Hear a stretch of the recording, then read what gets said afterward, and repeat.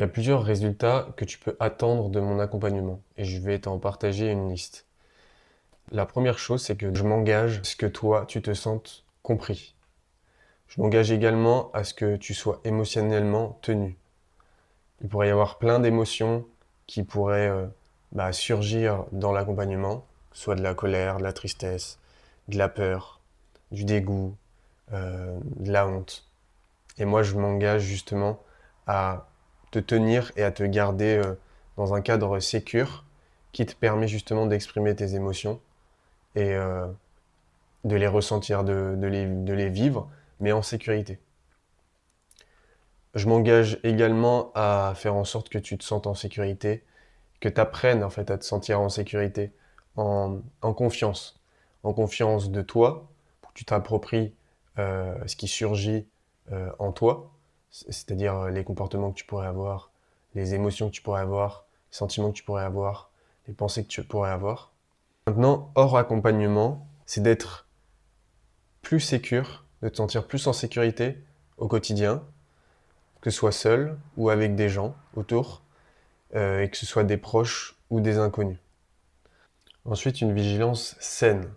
Donc, tu es vigilant des choses qui sont importantes pour ta vie et la vie des personnes, des choses qui te sont chères, qui sont importantes pour toi. Ensuite, attends-toi à avoir une peur saine. Une peur saine, c'est quoi?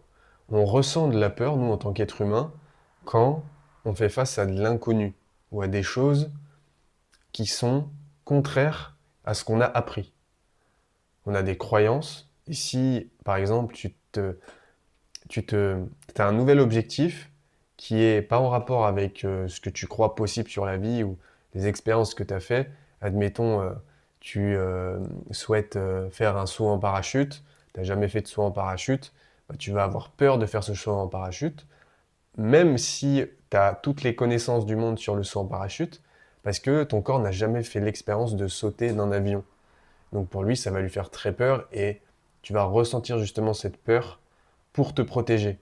Parce que la peur est désagréable, tu as plein de symptômes, les frissons, la chaleur, les palpitations, le thorax qui est bloqué, l'aspiration qui est très rapide, qui est saccadée, qui est régulière. Tout ça, c'est des symptômes qui te montrent que ce que tu t'apprêtes à faire, à réaliser, peut mettre en danger ton corps. Donc la peur, elle sera toujours utile dans plein de situations. D'où le fait que je parle de peur saine. Une peur malsaine, c'est une peur pathologique. Ensuite, avec mon accompagnement, attends-toi à avoir plus confiance en toi et confiance en les autres. Tu peux aussi t'attendre à, du coup, avoir une meilleure image de toi-même, que tu t'aimeras plus et t'aimeras aussi plus les autres. Ensuite, tu peux t'attendre à te sentir aimé, à te sentir accepté, te sentir vu, te sentir entendu, te sentir compris par les personnes qui t'entourent et surtout tes proches, les personnes les plus importantes de toi. Ensuite, tu peux t'attendre à te sentir en meilleure santé de manière globale. Une meilleure santé physique, une meilleure santé émotionnelle, une meilleure santé spirituelle, une meilleure santé intellectuelle. Ensuite, tu peux t'attendre à avoir un système nerveux qui est souple, résilient, capable d'évaluer avec précision la sécurité et le danger et de réagir en cohérence. Donc d'activer le mode survie ou non. Ensuite, tu peux t'attendre à avoir une respiration qui est plus fluide, lente, profonde, au contact des autres, en conversation avec autrui et en relation avec autrui. Tu peux t'attendre également à avoir les muscles plus relâchés, donc moins de tension dans le corps, moins de tension musculaire, tendineuse, etc. Tu peux également t'attendre à avoir, comme je l'ai dit, si tu es plus sain globalement, tu seras plus en forme, tu seras plus énergique, tu auras en fait plus de motivation, tu te connecteras plus facilement à tes ressources et tu iras plus facilement être ce que tu as envie d'être, faire ce que tu as envie de faire, réaliser les projets que tu as envie de réaliser, le ou les projets, contacter les personnes que tu as envie de contacter, les voir, etc., etc. Ensuite, une chose auquel tu peux t'attendre aussi, c'est d'avoir plus de facilité à aller vers les autres. Ensuite, comme je l'ai dit, du coup, un amour plus grand pour toi, ça passe par une image saine et positive sur toi-même.